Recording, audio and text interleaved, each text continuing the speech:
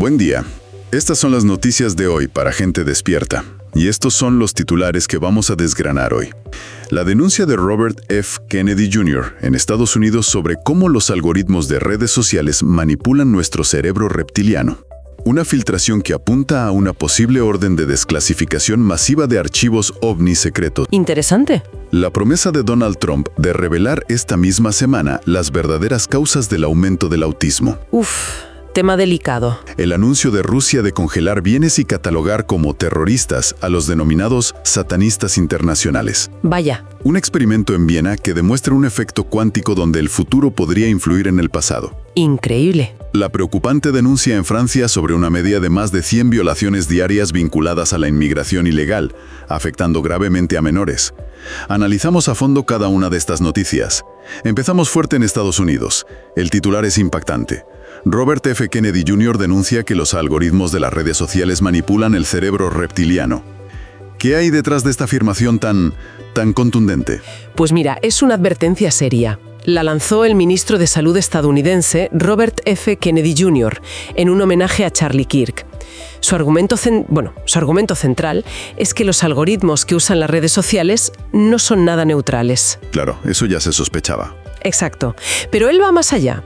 Afirma que están diseñados, a propósito, para estimular lo que llama nuestras pasiones más bajas. Pasiones bajas. ¿A qué se refiere exactamente? Utiliza el término cerebro reptiliano, ya sabes, esa parte más primitiva del cerebro que controla los instintos básicos, impulsos, miedo, territorialidad. Lo más visceral, digamos. Justo. Todo aquello que nos polariza, que nos enfrenta, y Kennedy insiste mucho en que este diseño es intencional. ¿Intencional? ¿Con qué fin? Pues según él, es una estrategia para mantenernos enganchados a las masas en un estado constante de reacción emocional, de polarización. Que no pensemos, que reaccionemos. Suena bastante distópico, la verdad. Si aceptamos esa premisa, que el diseño es intencional, ¿cuáles serían las consecuencias prácticas? Más allá de tenernos pegados al móvil. Las implicaciones son profundas. No es solo el tiempo que perdemos. Hablamos de una posible erosión de cómo percibimos la realidad, tanto individual como colectivamente. Ya. Se crea una dependencia muy fuerte, no solo tecnológica, sino emocional. Buscamos esa dosis de indignación o de validación que nos dan las redes. Sí, ese chute emocional. Eso es. Y esto, claro, alimenta la división social y política, que ya vemos cómo está. Y quizá lo más peligroso, porque es más sutil, es que podría estar, atrofiando nuestra capacidad de razonar críticamente. Sí. De pararnos a pensar. Prima la reacción impulsiva. Totalmente. La reacción inmediata que estos algoritmos además premian y potencian. Entonces, estas plataformas son mucho más que simples herramientas de comunicación. Exactamente. Ese es el punto clave. No son meros canales neutrales para informarnos o entretenernos. Según esta visión, se han convertido en moldeadores muy poderosos de emociones a escala global. Moldeadores de emociones. Sí, porque apuntan directamente a ese cerebro reptiliano, a lo más instintivo, y así generan no solo adicción, sino también, un caldo de cultivo para la agresividad, la división... La incomprensión. Y la incomprensión, claro. El espacio digital se convierte en un campo de batalla invisible donde la lógica, el diálogo, pierden siempre frente a la reacción visceral. Nos damos cuenta de que podríamos estar cediendo el control de nuestras reacciones básicas y, por tanto, de nuestra vida a un código informático, un código que no elegimos, pero al que obedecemos casi sin pensar. Nos llega otra filtración, esta vez relacionada con OVNIs. El titular dice: filtración apunta a que el Departamento de Energía ordenó desclasificar archivos secretos sobre OVNIs desde 1954. ¿Qué se sabe de esto? ¿Es fiable? Pues mira, esta noticia podría ser histórica. Viene supuestamente de una fuente interna del Departamento de Energía. Parece que un empleado filtró un correo electrónico oficial y en ese correo habría una orden directa: liberar todo el material clasificado sobre OVNIs. ¿Todo? ¿Desde cuándo? Utilizan nombres en clave como Immaculate Constellation y hablan de UAPs, fenómenos aéreos no identificados, y de NHI, inteligencia no humana. Y lo más fuerte es que serían archivos ocultos desde 1954. ¿Desde 1954? Sí, aplicada a naves recuperadas de origen no terrestre. Ocultos desde el 54. Ingeniería inversa. A ver, suena a guión de película total. De momento, confirmación oficial no hay. Nada. La información la han movido sobre todo cuentas y activistas especializados en desclasificación ovni. Ya. Pero que le da cierta credibilidad, pues que encaja perfectamente con el clima actual. Hay mucha presión pública y política para que las agencias del gobierno sean transparentes de una vez con este tema. Claro, después de décadas de secretismo. Exacto. Hay leyes en marcha en Estados Unidos justo para eso. Si se confirmara algo así, una desclasificación de esta magnitud, ¿qué consecuencias podríamos esperar? Las consecuencias serían difíciles de imaginar. Un cambio de paradigma total a nivel global. Por ejemplo, En defensa, por ejemplo, sería admitir públicamente que durante 70 años se ha ocultado la existencia de tecnología desconocida y quizá se ha interactuado con ella. claro. Tecnológicamente podría liberar avances revolucionarios. Imagínate de esa supuesta ingeniería inversa. Nuevas energías, propulsión, materiales. El impacto económico y en sostenibilidad sería brutal. Cambiaría todo. Todo. Y políticamente, a nivel internacional, se desataría una tormenta. ¿Quién tuvo acceso a esa tecnología? Tensiones aseguradas. Sin duda. Y por supuesto, a nivel de conciencia colectiva, nos obligaría a replantearnos nuestro lugar en el universo de forma inmediata. Como especie. Es vertiginoso solo pensarlo, sí. ¿Y qué reflexión más profunda nos deja esta posibilidad? Pues la reflexión central es que si esto fuera real, sería el principio del fin de una era de negación. La primera grieta sería en ese muro de secretismo sobre la posible presencia no humana. Ya, pero más allá del fenómeno ovni en sí, nos obliga a preguntarnos algo sobre nuestra sociedad. ¿Qué tipo de relación de poder permite a los gobiernos ocultar durante décadas conocimientos que podrían transformar la humanidad entera? Es una buena pregunta. Y si el velo cae, la responsabilidad de asimilar esa nueva realidad de forma lúcida, constructiva, recaerá sobre toda la sociedad. Y no va a ser fácil, ¿eh? Pasamos de verdades ocultas sobre el cosmos a verdades ocultas sobre nuestra salud. Seguimos en Estados Unidos porque hay otro anuncio que está generando muchísima expectación. Trump promete revelar esta semana las verdaderas causas del aumento del autismo. Pues sí, el presidente Donald Trump ha soltado otra bomba informativa. Ha prometido públicamente que en los próximos días, su administración va a desvelar lo que él llama las causas reales. Las causas reales del aumento del autismo. Exacto. Del espectacular incremento en los diagnósticos de trastorno del espectro autista, el TEA, que hemos visto en las últimas décadas en todo el mundo. ¿Y ha dicho cuáles son esas causas? No, pero sí ha recalcado que es información muy sensible, que ha sido ocultada deliberadamente durante años y que señalaría responsabilidades muy importantes a nivel corporativo e institucional. Una promesa muy fuerte, especialmente por la sensibilidad del tema y el impacto en millones de familias. ¿En qué contexto se produce este anuncio? Llega en un momento clave, yo creo. Por un lado, hay una desconfianza creciente de mucha gente hacia las instituciones sanitarias, las farmacéuticas. Sí, eso se nota. Y por otro, responde a una demanda real. Millones de familias afectadas por el autismo llevan años pidiendo respuestas claras, transparentes, y se sienten ignoradas, a veces incluso desacreditadas por la ciencia oficial. Entiendo. Si Trump cumple su palabra y presenta información sólida, verificable, ¿qué tipo de consecuencias podríamos anticipar? El impacto podría ser Enorme. prácticas establecidas durante décadas. Exacto. Podrían ser cuestionadas globalmente. Y legalmente. Bueno, podríamos ver una oleada de demandas colectivas sin precedentes contra industrias, farmacéuticas, alimentarias o contra organismos reguladores por negligencia o encubrimiento. Sería un escándalo mayúsculo. Mayúsculo. Socialmente, para millones de familias, confirmaría sospechas que llevan años teniendo, pero también podría aumentar brutalmente la desconfianza en las autoridades. Claro. Y políticamente, el efecto sería global. Otros gobiernos tendrían que investigar, posicionarse y asumir responsabilidades si las hubiera. Toca fibras muy sensibles este tema. Sobre todo cuando está en juego la salud de millones, y en particular la de los niños. Es que es eso. Nos recuerda que el autismo no es solo una estadística o un debate científico, es la vida real, a menudo muy dura, de familias que se han sentido silenciadas. Claro. Si la promesa se cumple, no solo se levantaría un velo sobre las posibles causas de una condición compleja, también sobre los mecanismos de poder que podrían permitir que se oculte información esencial a la gente. Ya veo. La conclusión es potente. La verdad podría llamar a la puerta esta semana. Y si lo hace con pruebas, será imposible seguir ignorándola. Veremos qué pasa. De Estados Unidos nos vamos a Rusia. Una noticia que mezcla geopolítica y una retórica, muy particular. Moscú anuncia que congelará los bienes de los satanistas internacionales y los incluirá en listas de terrorismo. A ver, ¿a qué se refiere exactamente el gobierno ruso con satanistas internacionales? ¿Suena peculiar? Sí, es una declaración oficial del Kremlin que ha llamado mucho la atención, sobre todo por el lenguaje que usa. El gobierno ruso ha anunciado que va a tratar a un grupo que llama así genéricamente satanistas internacionales, como si fuera una organización terrorista. ¿Como terroristas? Sí, y eso implica medidas concretas: congelación de activos financieros en Rusia, inclusión de personas en listas de búsqueda internacional. El propio presidente Putin usó expresiones muy fuertes. Dijo algo como que el Valle de los Vampiros se ha terminado. Vaya. Y lanzó acusaciones, aunque veladas, a ciertas élites occidentales, insinuando prácticas extremas como nutrirse de dinero y carne humana. Lenguaje muy gráfico, sí. Y acusaciones gravísimas. ¿Cómo se interpreta esto fuera de Rusia?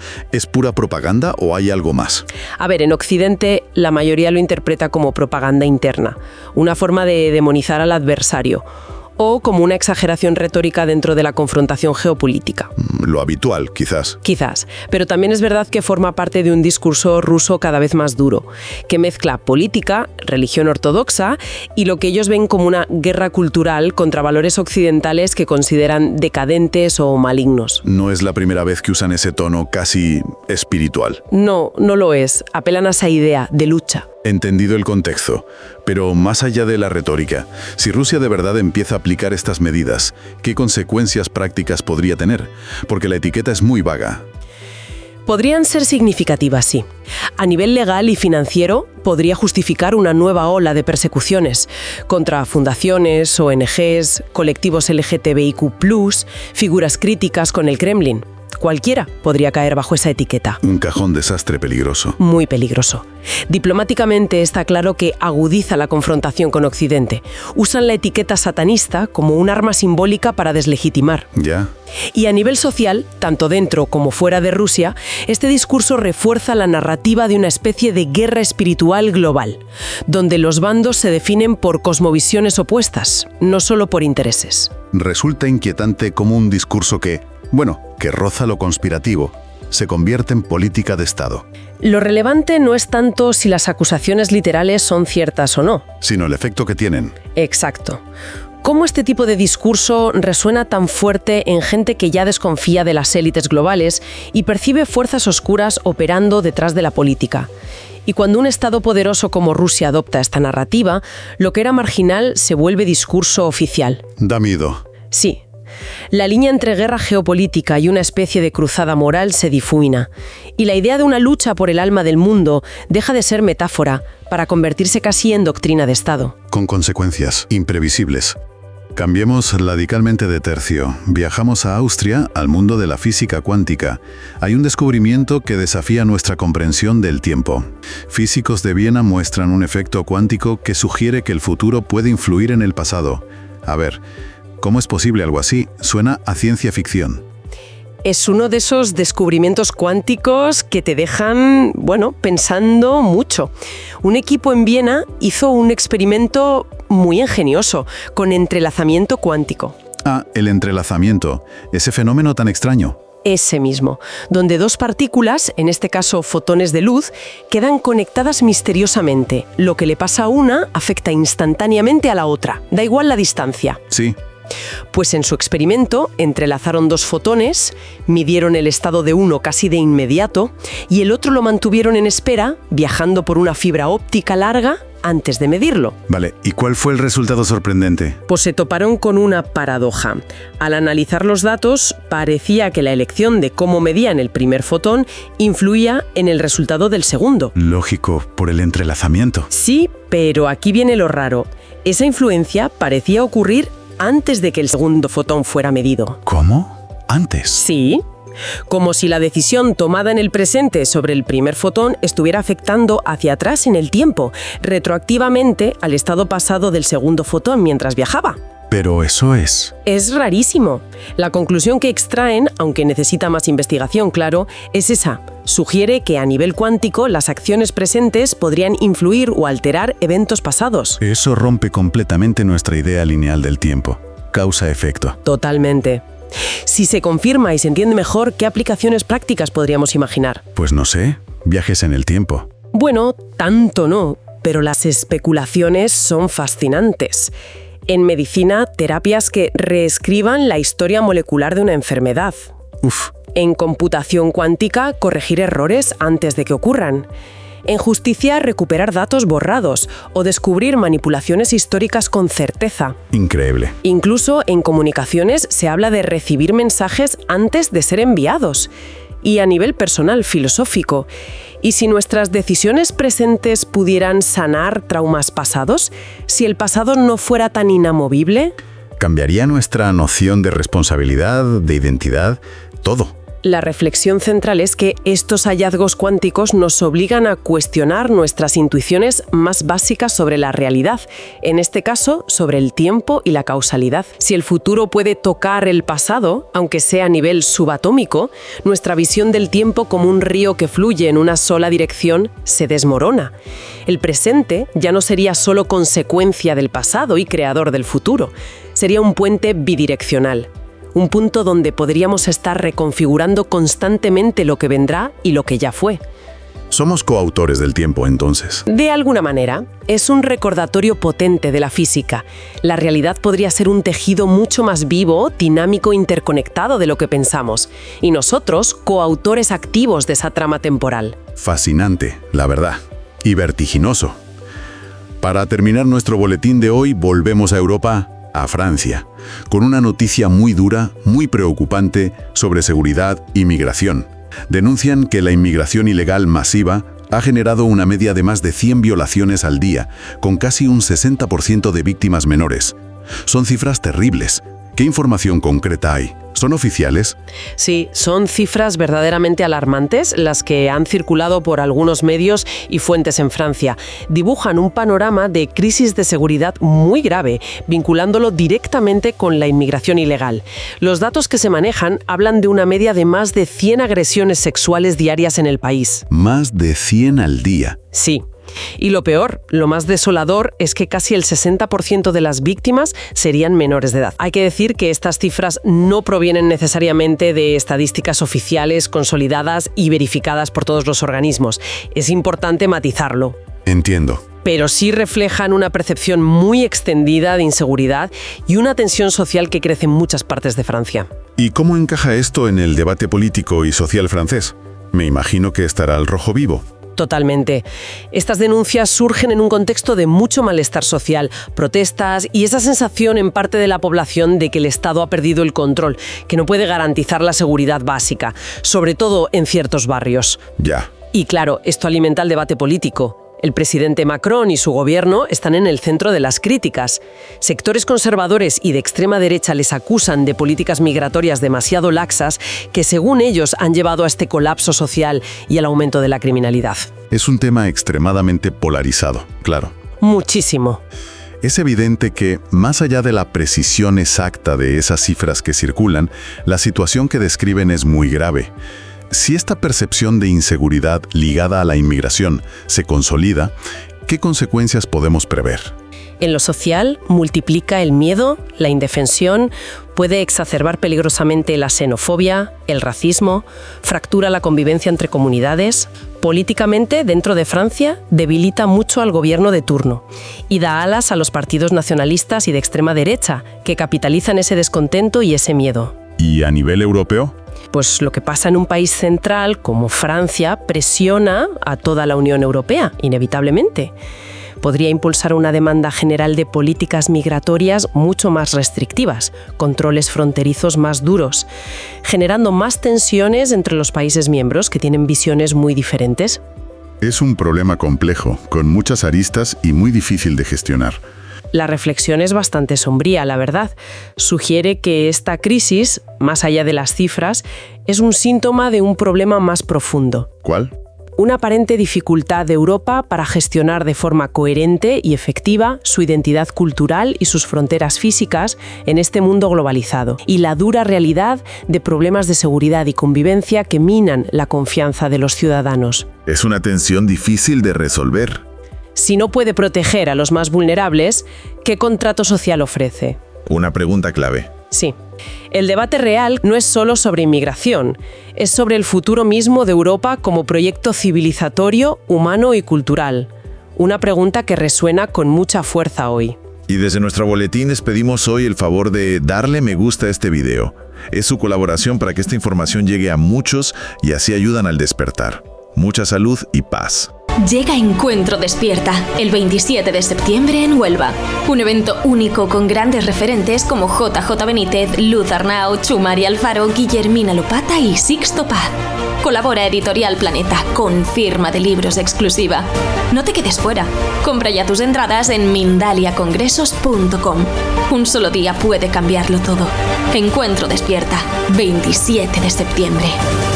¿Quieres aprender a conectar con la sabiduría de tu alma? Ya están abiertas las inscripciones para el Diplomado Lector de Registros Akáshicos, Generación 17. Iniciamos en octubre de 2025, en vivo por Zoom, con la guía de Ana Miotti, que cuenta con 18 años de experiencia enseñando a canalizar la energía de los registros akáshicos. Tu alma ya conoce el camino y las respuestas que necesitas para transformar tu vida. Inscríbete ahora en www.anamiotti.com o escribe al +52 555 505 4123.